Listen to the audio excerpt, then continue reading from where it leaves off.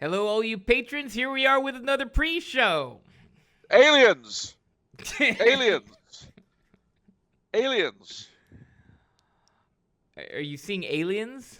I'm not saying nothing. Aliens! It's the U.S. government who are teasing us. Can you be clearer with your speech? You sound I crazy can't. right now. I hope so. I sure hope so. No. As all of our patrons will be aware, the U.S. government, it's as though they and George Norrie are playing hard to get with each other. But how? Is this a Well, news because item? there are these occasional links these days about our alleged space brothers being out there somewhere, and the flap about UFOs recently, and all this stuff. Are you making that up? I mean, that's always No, kind of just no, floating out there. I mean, is this like I'm is not this an making it up. actual news item? Like maybe like Chinese spy balloon or Not something only like that? that, well, no, I'll tell you. The let's see, hold on. Now they've changed the name. They don't call them UFOs anymore. UFO government revelation. There we go. UFOs, 5 revelations from NASA's public meeting. Oh, unidentified anomalous phenomena, UAP, that's what they're calling it now. The American authorities have examined around 800 mysterious reports of unidentified flying objects, that's UFOs or flying saucers for the rest of us, collected over decades. NASA set up the panel last year to explain its work on what it calls unidentified anomalous phenomena, UAP. UAP are defined as sightings that cannot be identified as aircraft or known natural phenomena from a scientific perspective. They had their first meetings. They get 50 to 100 new reports each month. A Pentagon report in 2021 said of 144 sightings by military pilots made since 2004, all but one remained unexplained. Microwaves, a new era of transparency. What is NASA hiding?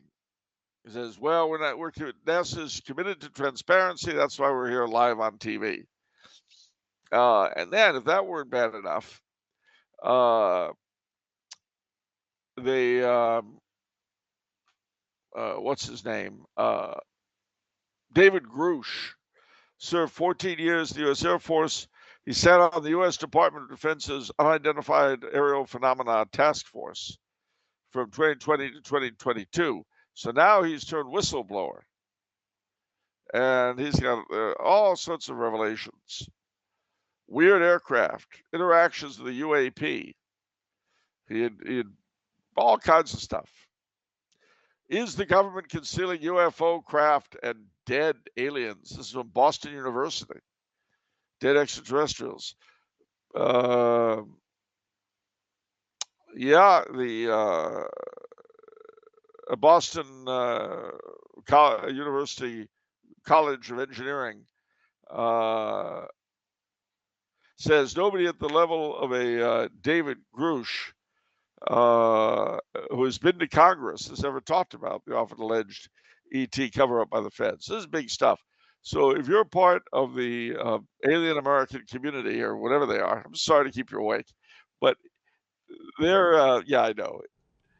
You understand that people are going crazy over this stuff right now.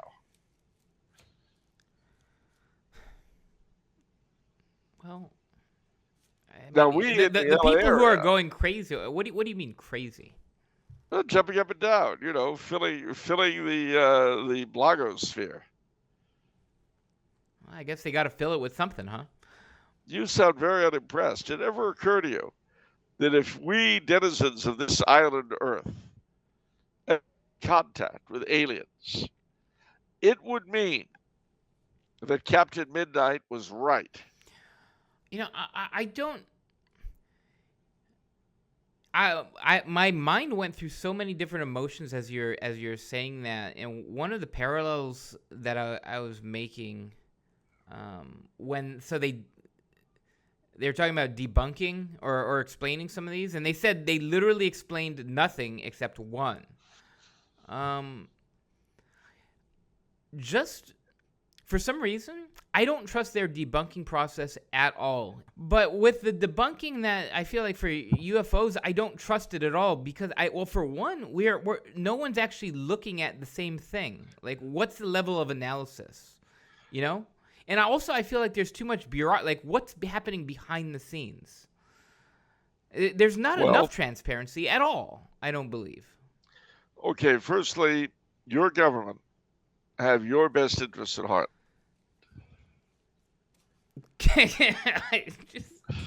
Let me point that out.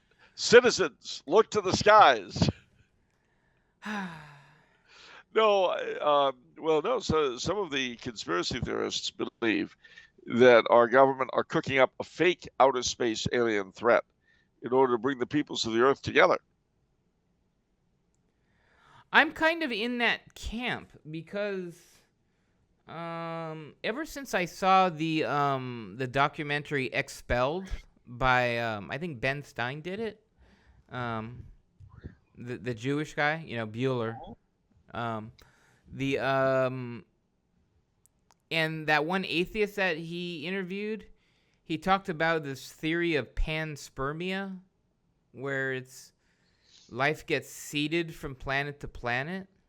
Yeah. I feel like atheists and a lot of other people, they want the UFO so that they have this sort of theory and all this other stuff. And I don't know. I feel like there's a lot of different angles going on there.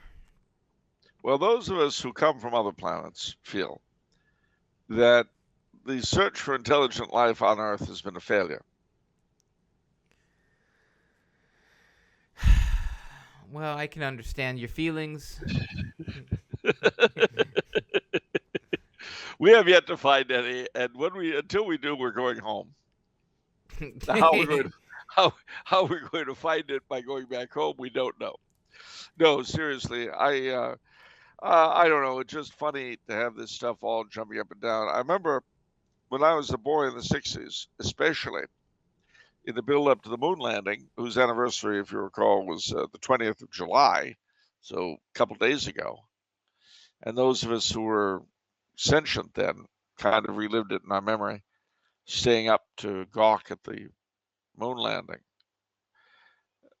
That was an interesting thing. And at that time, there was, partly because of the counterculture and all that, but there was a great deal of yapping about aliens and so forth, and UFOs. I don't know. My personal theory is that if there's anything to it, which is a big if, then they're probably fairies, if such exist, giving us what we want to see.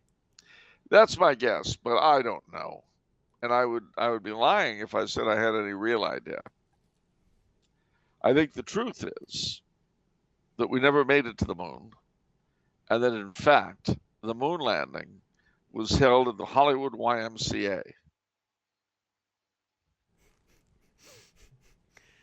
Well, it makes sense, right? City to do it in. And just 2 blocks from Criswell's house.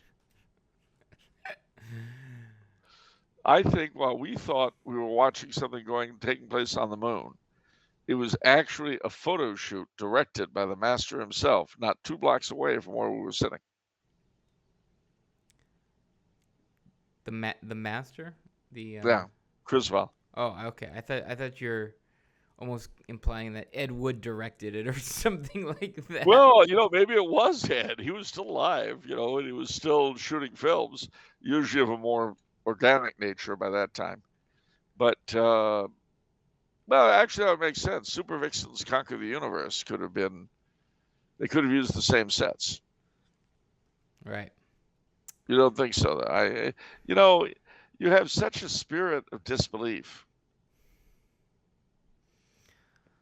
What did the space program do for you? And nothing. What did they do to me? I don't know. You tell me. They've done a lot for you. They've brought a lot of cheap technology that we wouldn't have if it weren't for the space program. There's all kinds of stuff that's used in everyday industry that was developed for the space program, and that's not a joke. But wait, there's more. When I was a boy, anything to do with NASA, it was a huge selling point. We had a powdered orange drink called Tang. And Tang's big selling point is that it's what was drunk by the astronauts on the Mercury and Apollo missions. And we had the Pillsbury, I think they were Pillsbury, space food sticks. These chocolate thingies that were supposed to be filled with vitamins and were used by the astronauts in the Mercury and Gemini and Apollo missions. When I was a kid, everybody wanted to be an astronaut. We even had books given to us in school like You Will Go to the Moon. And then we saw 2001, A Space Odyssey.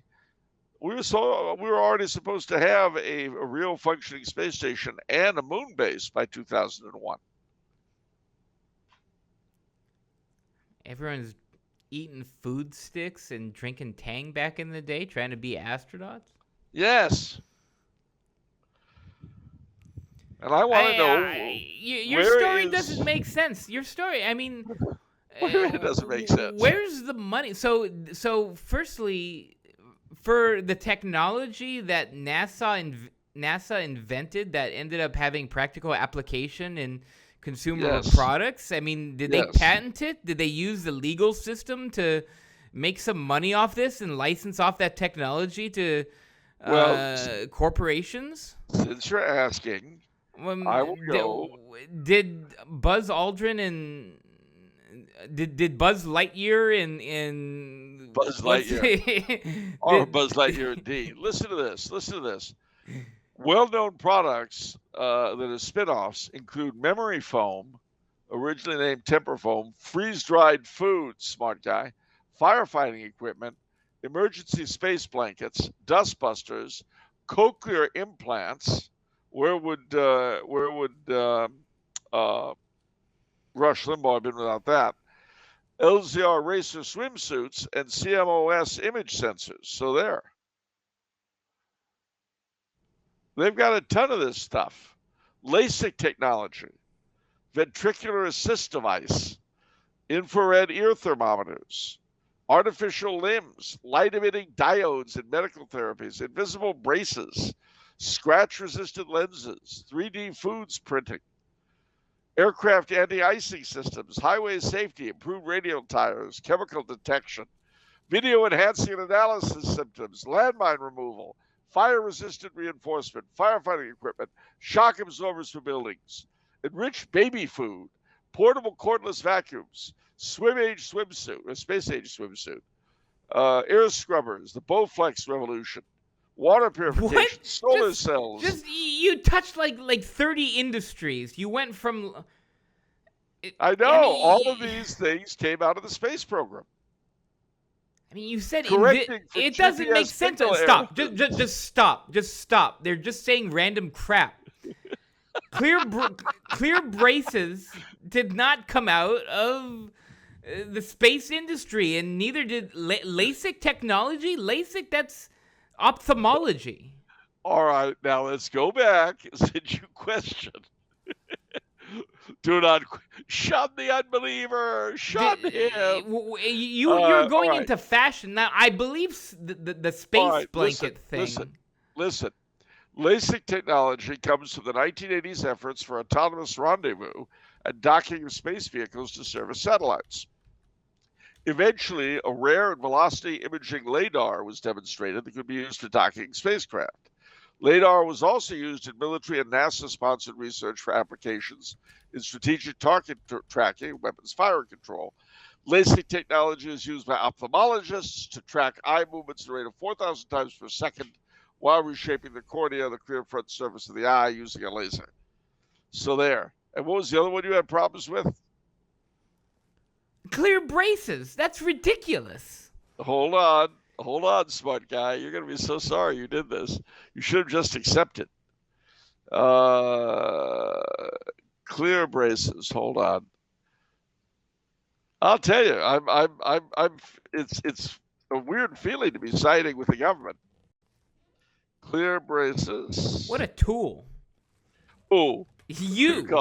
Me. I just can't. Tool? Here we go. Invisible braces. Are you ready?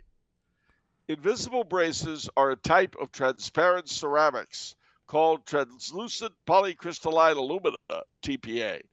A company known as Ceradyne developed TPA in conjunction with NASA Advanced Ceramics Research as protection for infrared antennae on heat-seeking missile trackers.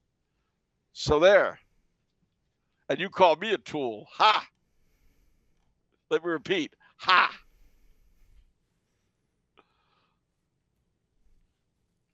It just doesn't make sense. It doesn't make sense. You know what you're the Are you, victim are of? you, are you You know telling what me you're the victim of? You're the victim of marketing. NASA says all this crap, and then you just eat it up. Oh yeah, we invented cornflakes. what you're saying? What you're saying? You're calling it a technological hate fact. I mean, what you're That's doing, what you're doing. what you guys are doing. This is what you guys are doing. It's kind of like the Freemasonry thing. Like, oh wow, you can trace the origins back to ancient Egypt or something like that. You're just saying stuff. You're just. I don't believe this at all. It's all true, and I can prove it. It's right there in Wikipedia. It's right there. And it wouldn't be in Wikipedia if it weren't true. Look, I'll send it to you to show that I'm a nice person or something. Look here. Examine it for yourself. NASA Spin-off Technologies. They've got a whole article in Wikipedia. Who wrote this? NASA? No, it was written by Wiki. It was written by Wiki? Anybody can write this. I said Wiki wrote it.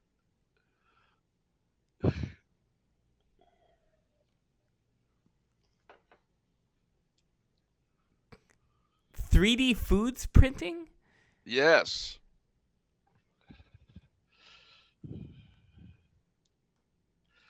If it weren't for the space program, we'd be living in 1956.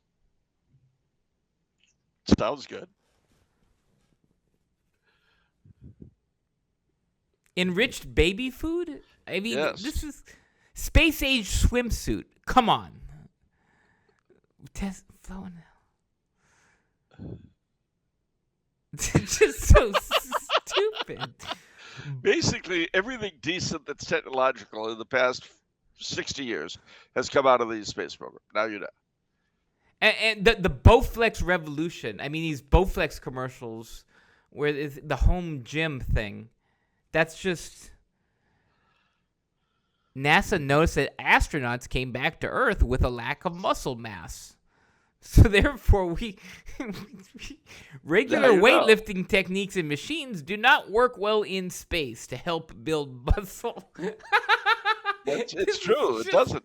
Because what happens is when you're in the weightless condition, you lose muscle mass very quickly, which is part of the problem, for instance, with sending someone to Mars. Because, it's a good 8 months to get there and 8 months back. Okay, Velcro, I believe. That's the first one that actually makes sense. Obviously, in zero gravity, Velcro makes perfect sense. Some of these, though, I don't know. The braces thing, I don't. What I find upsetting about the article, and I do find something upsetting, about something extremely upsetting. I'm looking through it. There's all this stuff. Water location, structural analysis software, OpenStack, powdered lubricants, food safety, gold plating. They've got all this stuff. Then they've got a whole bunch of things they say mistakenly attributed NASA spinoffs. So they refuse to accept responsibility for some things. But what I don't see are what we started the whole conversation with. The first is Tang. Drink mix. It's there. Oh, wait a minute. No, it's there in mistakenly attribute. Yes, it is. It says Tang juice powder. Mistakenly attributed NASA spinoffs.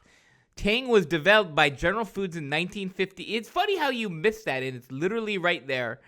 General Foods. Yeah, I know. What? Yeah, hard to believe. Wow, General Foods, the giant food product producer.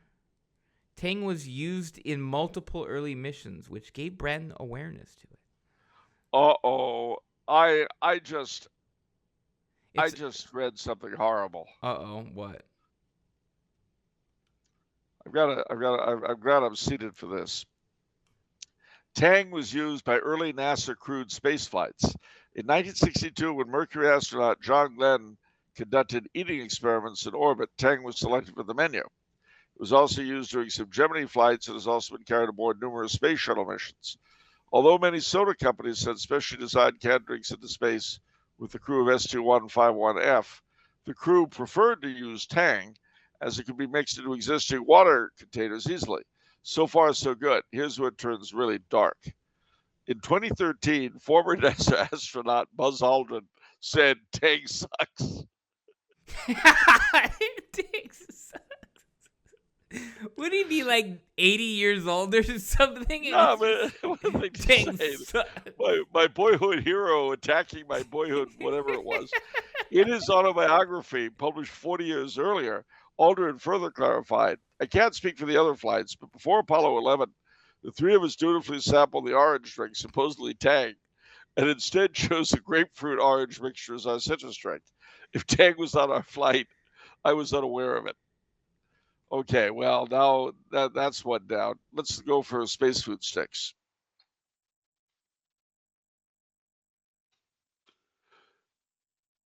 Uh, space food sticks.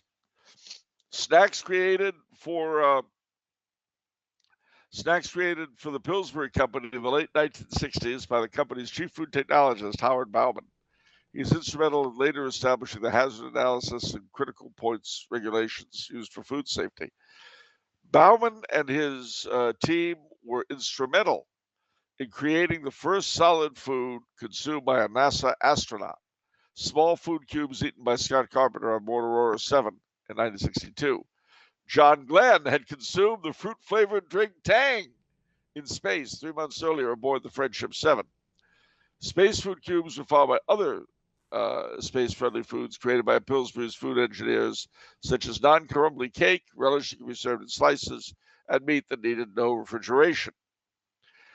In 1970, they filed for a trademark for a non-frozen balanced energy snack in rod form containing nutritionally balanced amounts of carbohydrate, fat, and protein, which they dubbed Space Food Sticks. Oh, I like this. Typical Wikipedia. No basis for the use of the term nutritionally balanced was provided. If it wasn't, they wouldn't have had it on the advertising. A forerunner of energy bars. Space food sticks were promoted by Pillsbury for their association with NASA's efforts to create safe, healthy, and nutritional space food. So there. Oh, they don't make them anymore.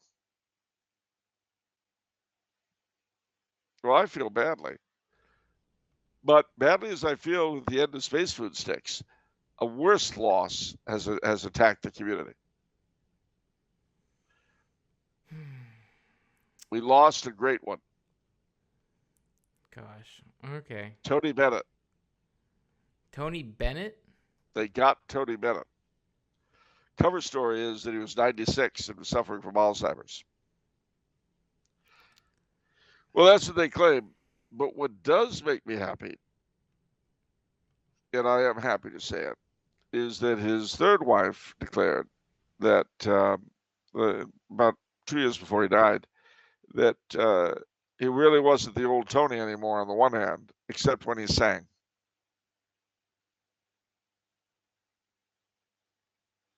So that overcame his Alzheimer's? He could still sing like That happens to a lot of people. It happened with Glenn Campbell. Wow. And I've known people, with strokes and Alzheimer's and so forth. See, sometimes even to the point they couldn't really have a conversation, but they could still sing. Wow. But there's another, apart from the moon landing and the greatness of the space program, which you have successfully managed to raise questions about in the minds of our patrons. I mean, that's this close to being unpatriotic. This close. Okay. But something else happened on July 20th, although not 1969, 1944. And that was the attempted coup against Hitler. on the part of the great and sadly murdered Klaus von Stauffenberg and his associates. Hmm. Very heroic people, and it's a pity they didn't succeed. But can't have everything. Yeah. All right. Let's get to the questions finally. All right. Question from. Are there any questions about Tang or space food sticks or space technology? Not this round, but maybe in future episodes, but I hope not. Okay. All right. Daniel says, Charles, can you please discuss the passage in Matthew 27 immediately following Christ's death when, quote, the graves were opened and many bodies of the saints that had slept arose and coming out of the tombs after his resurrection came into the holy city and appeared to many, end quote. My main question is, why is this passage, it seems to me at least, so little discussed? It seems to me to have serious implications for the Assumption of Our Lady. I was reading the commentary by Lapide, and he says the following, quote, others suppose, and more correctly, that they died no more but were raised up to life immortal, because it was but fitting that Christ should manifest at once in their resurrection the power of his own. It was also but fitting that they should adorn Christ's triumphant ascension as captives redeemed by him, and the spoils he had won from death. And lastly, that he should have them with him in heaven, and that his human nature, enjoying their presence in society, might never be solitary and void of human consolation. And so say Origen, St. Jerome, Clemens, and others. So back to Daniel, who says, again, I have no problem accepting this as church teaching and tradition. I just don't understand why this is never brought up in connection with Our Lady's bodily assumption. If what Lapide is saying is true, then it seems to me like there are many saints who are quote-unquote bodily in heaven, not just our Lord and Our Lady. I don't want to in any way seem to downplay the assumption if that is the case. I just want to properly understand. No, well, you're quite right. Of course, that's exactly what Lapide says. And this goes back to a question we had about the ascension of St. Joseph into heaven last week. Yeah. St. Joseph was undoubtedly one of those saints who rose, and so he was bodily in heaven before Our Lady got there. But the difference, of course, with Our Lady's assumption and with their ascension, they had been in the limbo of the just, and their bodies knew corruption. They were rescued, the same as the souls in limbo, by our Lord's death and his descent and so forth. Obviously, those saints who ascended were a very special caliber of people, the best of the best, I'm sure. But what makes their ascension different from Our Lady's is that hers, remember, she, unlike them, she was conceived without sin. And so while she died, in all likelihood, although there is a minority opinion that holds she didn't know corruption. And she spent no time in the limbo of the fathers or anywhere else. She went right to heaven. So her assumption was actually rather different, although it seems the similarities are that she too is bodily in heaven. Then, of course, there's the question of Enoch and Elias, who were taken up into heaven before they died, without dying. Some held that they were in heaven with the rest of them. Others, they're in some sort of paradise awaiting the end times of their return. I don't know, obviously, and the church has not ruled definitively on these things.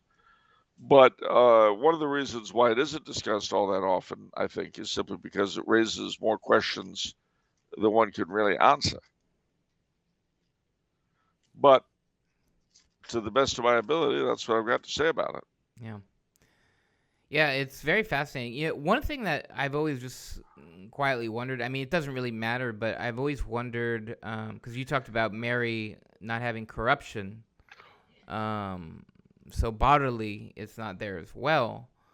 So what does that look like? So what does aging mean for her? Like, is it aging, or is it like development or something? Like, when you go from the age of, I don't know, let's say 30 to 60 or something like that. Like, what does that look like without corruption? I don't know. I have no idea at all.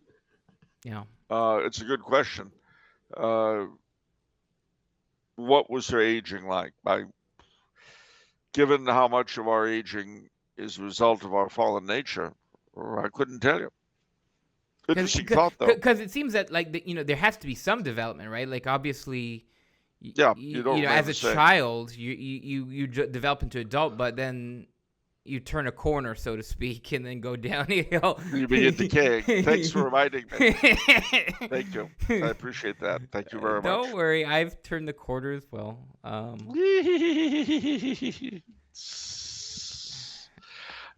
saw a meme like that I liked very much recently. Shows this old cowboy-looking character, and he says, "Enjoy your 20s, 30s, and 40s, because in your 50s, the check engine lights are going to start coming on."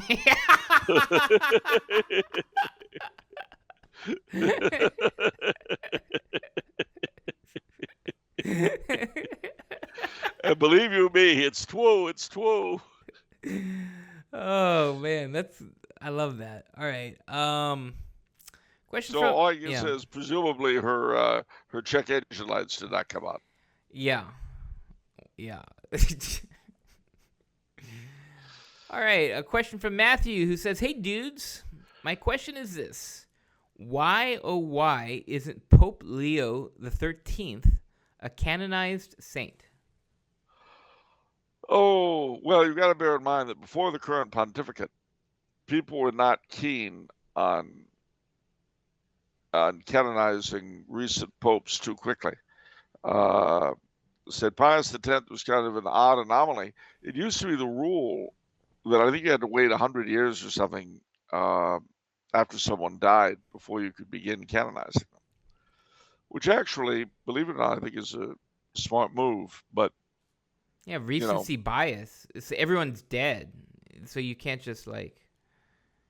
I think that is a good rule.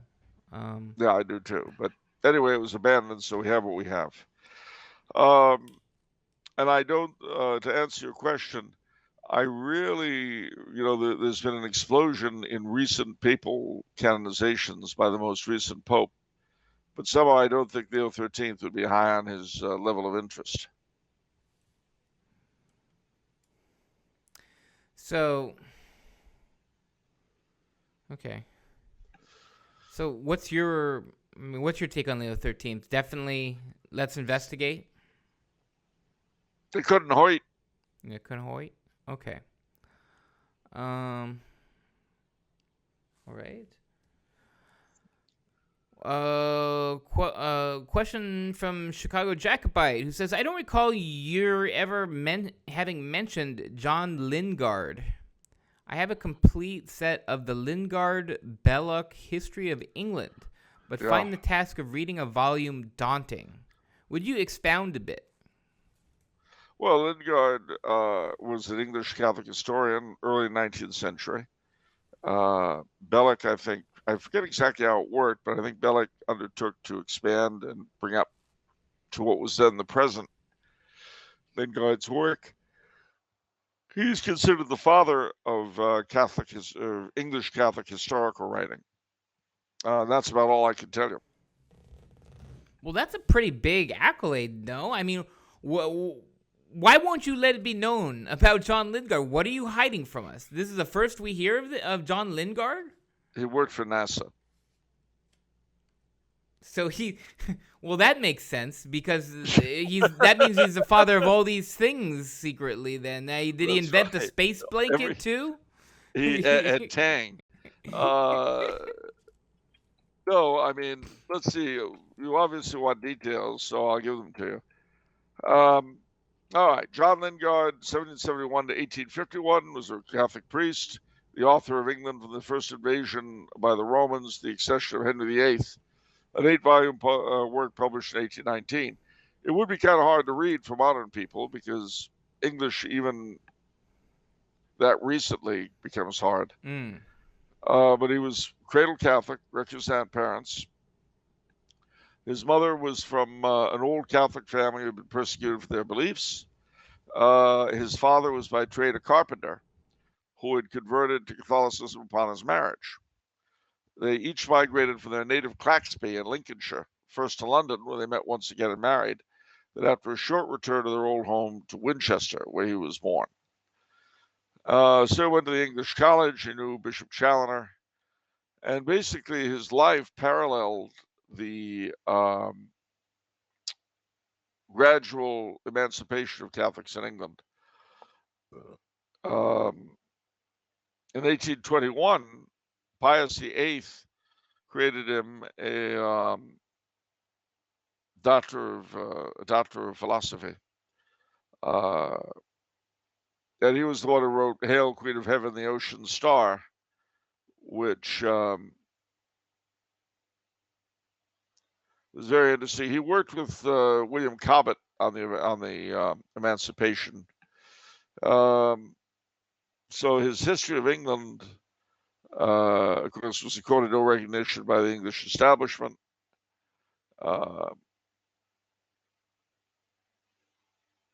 And he also wrote Antiquities of the Anglo-Saxon Church. And you can read all his stuff at Internet Archive and at Project Gutenberg. So, yeah, but his history, if you ever read William Cobbett's history, he draws heavily on, if you read Cobbett's history of the Reformation in England and Ireland, he draws very heavily on Lingard. So I'm assuming you haven't read Lingard's stuff. I have. I read a couple of volumes years ago. Okay. All right, that's it for the pre-show. That's it? That's you mean it. That's all she wrote? Yeah, I gotta go and research some of this NASA stuff now. I gotta see Wait what's going on. Could we have Tang and Space Food Sticks in the interval before the regular show? I mean, you can have them if you want. I personally, I'll leave them for the astronauts. Did you ever want to be an astronaut? I did not, I did not want to be an astronaut. I really like the ocean, and I wanted to be a marine biologist. That was sort of my childhood thing because I loved fishing. I liked nature. The ocean is very mysterious to me. I love coral reefs, all that kind of stuff. That's sort of my childhood. But then at the same time, as I say that, growing up as a kid in the 90s, for some reason they didn't revere Jacques Cousteau as much as like my dad was a pioneer scuba diver, and he was a big name. But You Will Go to the Moon by May and Ira Freeman. That's what you sent to me. I did. We read that in first and second grade. So they basically injected your brain with propaganda over American progress. Let me tell you, America's destiny, as once it was manifest destiny to go from one sea to the other, it's now America's destiny to go beyond the stars, to take the flag, Old Glory, the Stars and Stripes, and plant it on world after world. We've already done it with the moon. Mars awaits, and then the asteroid belt, and then worlds as yet unseen. In the spirit of Christopher Columbus, John Paul Jones, Ebenezer Scrooge, and all those other guys, we will move out into space as once our ancestors crossed the ocean. Yeah, I was never buying what they were selling there. I love Apollo 13 too, the movie Apollo 13 where Tom Hanks, somebody asked him, Tom Hanks being the astronaut, the main astronaut. They say, "Oh, well, why should we keep funding NASA?" And he says, "Oh, well, imagine if Columbus had never come back for another trip." I just never. That doesn't do it for me. Yes, you guys go live on another planet. I'll stay here and live in. I mean, this is amazing. This is what an amazing world we live in on Earth, and we've hardly explored a small fraction of it. We're hardly aware of a small fraction. Yes, but beyond this planet lies unknown worlds. I mean, I think it was Gene Roddenberry who said it best, if I may quote. Uh-oh. I'm not a Trekkie. You, I've watched you Star know Trek, it's but I'm not a... you know what's coming. What? You know the quote. The Final Frontier? I don't know. What? Yeah, that's the one. Oh. You know it.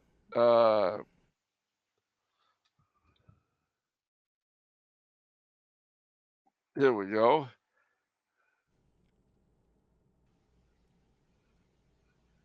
Yes. Space, the final frontier. These are the voyages of the Starship Enterprise. Its 5-year mission to explore strange new worlds, to seek out new life and new civilizations, to boldly go where no man has gone before. Amazing. See, that was for the original that ran from 66 to 69. When I was 6, 7, 8, and 9. And that was when we were going to the moon. So that's all baked into your brain and into your cognitive process, hardwired. That's right. That's right. And if only NASA, the European Space Service, the Russian Space Service, the Japanese Space Service, and the others could be brought together into a United Nations Space Service that would serve all of mankind. And we could go out bringing peace and self-acceptance into the cosmos under the blue flag of the United Nations. Building in outer space new worlds of harmony and peaceful growth together. That's not too bad, honestly. If you consider the alternatives, like what I thought in Puritan's Empire, you talked about Webster and all this, and the purpose of public education, and it's to make good Americans, not to actually educate. So obviously, it's to instill certain values. Blah blah blah blah blah. Those values are pretty decent. I kind of like that. That's fun. It's a lot better than what I hear is happening nowadays from young people. I hear stuff like, it's hard to believe, but I hear people telling me, they're getting documentaries on like slaughterhouses and stuff, and they're trying to turn people vegan, and all this and that, and they're just trying to do that. Well, maybe what they should do is sew up their eyes and their lips. I'm joking. You'll have noticed that I went from being an America Firster, conquering the skies, to a Trekkie utopian. Yeah. But actually, I think the enormous spaces between ourselves and other worlds, C.S. Lewis described in his space series as God's quarantine zones. And that, who knows? Although what I told you about the way things were taught us when we were kids is actually quite true. We weren't told that we needed to be another gender, and we weren't told we needed to become vegans, and we didn't need to be told that anyone who tells us we should be trans or vegan should be shot. None of that it didn't even come up. But we were told that the inevitable destiny of mankind lay in outer space. I think one reason why all that collapsed, that kind of propaganda, is, believe it or not, because it was associated with colonialism. Well, I mean the basic impulse. And so if the basic impulse that brought the Europeans all over the world must be evil, then certainly that which would bring mankind as a whole out into the cosmos must be evil, because it's the same basic impulse. That's great. I think I'm going to use that on people who happen to also be liberal, and just to trigger them. Well, I mean, once you realize that white European males are responsible for all the evil in the world, then it becomes really simple to understand. Which is why no one should ever use technology developed by a white European male. We try not to think about it. We try not to think about a lot of things. That's how there's so many evils in this world. People don't actually think about the things. Abortion, it's not abortion. It's women's rights. You just may wave the magic wand and poof, That's women's right. rights. That's right. Euthanasia is not murder of the sick and elderly. It's easing them their pain. That's right. And of course, altering either both surgically or chemically small children is not child abuse. It's helping them realize their real nature, which, however, since they're too young to figure out on their own, has to be decided for them by responsible adults, either or their parents or attending physicians. Now that is going to fall apart very quickly, because the people who espouse that are also the ones with the bumper sticker that says science is real. It can't be that real, because if it were, it would show us there were two genders. And we know that's not true. When Bill Maher starts making fun of you and you're liberal, then you're not in good shape. You're not in good shape. All right. Anyhow, guys, we're going to have more fun times in the full episode. We got a lot of good stuff. We have another actor lightning round coming up for Charles, because we didn't touch everything. We didn't touch all the actors. Oh, boy. All right. Well, I look forward to that. And I think that you should invite all of our viewers, patrons and non-patrons, to a gala brunch at Shutters on the Beach. Okay. I'll put it on. I'll put it on your tab. I don't know what. My tab. I don't have a tab. I'm a poor man. Yeah. Use the company funds and entertain them all. I'll take it out of your paycheck. You do that, you wouldn't be able to get 8 of them into a Denny's.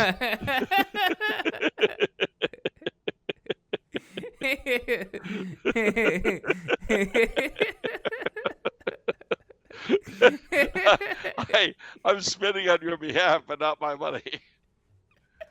If it's okay for the government, why isn't it okay for me? Ask yourself that question. Oh, man. Okay, stay tuned, everyone. We'll see you soon.